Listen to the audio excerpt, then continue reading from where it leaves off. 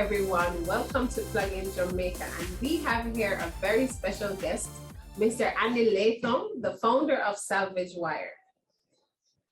How are you doing, Dean? I'm doing great, excited to hear from Andy today. And thank you for considering us here in Jamaica in this project.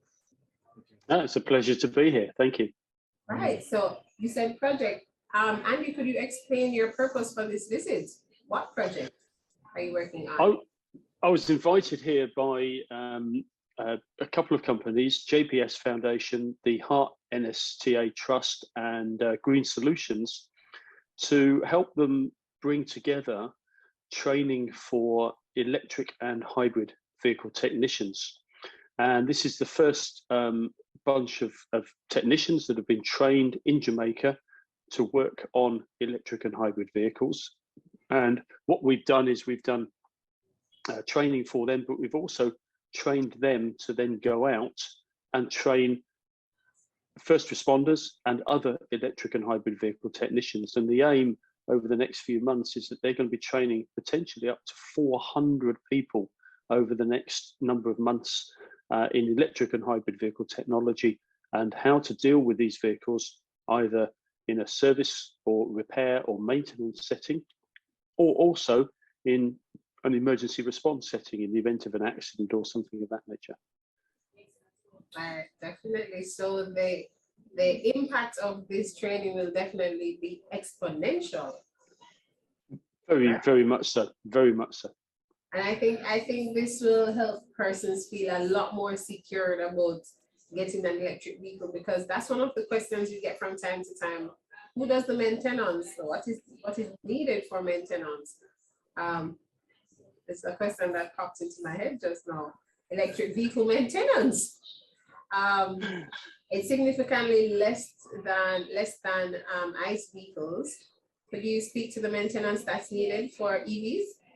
Yeah, certainly. I mean, if on a pure EV, the maintenance of the vehicle is much simpler. It's much less, as you just said, than an internal combustion engine. And because you haven't got oil and engine oil and filter to change, spark plugs and so on and so forth, you literally have a battery, an inverter and an electric motor that drives the vehicle. So it's very simple from a service and a maintenance perspective. All right. On that point of maintenance, right now in the market, there are two main battery technologies, the lithium ion and the LFP. Could you speak to, in your opinion, which one would be better, and from a maintenance point of view as well? Yeah. From a maintenance perspective, there's really nothing in it, because what we're looking at there is the chemistry of the battery, the internal chemistry of the battery. And in reality, there's nothing really that you can do to maintain the internal chemistry of the battery, other than charge the vehicle correctly and charge the vehicle fully when you're driving it. The battery itself, whether it's lithium ion or whether it's LFP, will last the lifetime of the vehicle. And we're seeing batteries that have done upwards of 300,000 kilometers, and they're still in very good condition.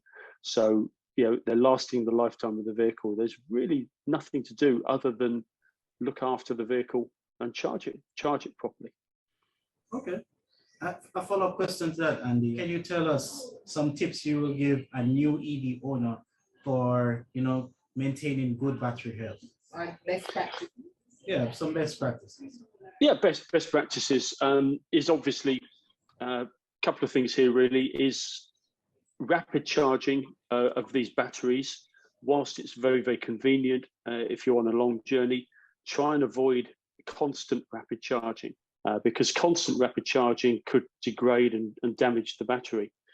The manufacturers actually recommend you do 3-4 rapid charges and then put it on a slow. Rapid charging is really effective, really efficient if you're on a long journey and you want to stop for 15-20 minutes, get a boost in the car and then carry on. But if you want to really maintain your battery health, then put it on a slow overnight charge at home, or put it on a slow charge whilst you're at work. Because at the end of the day, where does a car stand still most often? It stands still most often at home or at work. That's the best place. And while it's doing nothing, take that opportunity and top it up. And also try and use as much of the battery energy as you can before you top it up as well. So drain it down to sort of 20, 10% even before you plug it in and charge it. So that also does the battery good as well by draining it down.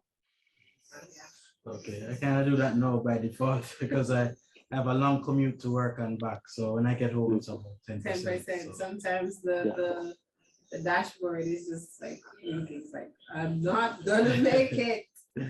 But we do. Well, next question I have here comes about cooling. So, we're in a tropical climate. Is it better to purchase a car, you'd say, with air cooling or with liquid cooling? Most definitely with liquid cooling. Every battery will generate heat. So as it's used, as it drains, it generates heat. But then also as it charges, it generates heat as well. And the thermal management of a battery is absolutely essential to maintain battery health. So while the vehicle is stationary, you have to have that thermal management running so that you maintain the temperature of the battery, because if it gets too hot, you're going to degrade the battery. Very interesting. And we can see why we need certified technicians who know what they're doing to assist customers who will be buying, I'm sure we'll be buying more electric vehicles right now and in the near future. So very much so. I think so. Yeah.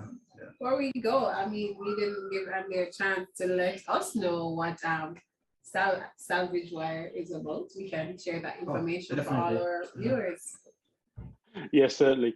Salvage Wire is a unique automotive recycling consultancy. We started out on that field. We started out in that area, but over the last 6 years, we've changed and morphed much more into an electric and hybrid vehicle technology company. And we work globally. We work all over the world, teaching people how to stay safe when they're working on vehicles. And whether it's working at one end where we're looking at research and development into new technology and new batteries, the other end, the scrap and the recycling of these, or anywhere in between, which is the vehicle repairers, the emergency services, the first responders. And we're training people all over the world to do that. We also do that with our sister company, a company called Eintac, EINTAC, eintac.com. And they do all of the tools, the personal protective equipment, and the equipment that people need to be able to work safely on those vehicles. So have a look at their website, eintac.com, and you can find out what you need for all of that. And for podcast listeners, for your listeners, we'd love to give you some help on that. So if you put the discount code ES, Echo Sierra ES10 into the website on Eintac, you get a 10% discount as well. So a little benefit for you if you want to buy tools and personal protective equipment. Sounds great, Andy. And I like to hear about Second Life with batteries. I mean, I don't know if you guys are going to use it for solar in your home or, There's from Second Life, there's all sorts. So you could use it solar PV on your house, solar farms, wind farms. They're even using them now in alternative vehicles. So we've got jet skis, we've got boats, we've got people taking old vehicles, Volkswagen Type 2 camper van, and taking the engine, the powertrain out of that and putting an electric system in it. So there's all sorts of things happening from a second use. That's great. And we put a link to that you just mentioned in the description below. And to Salvage Wire.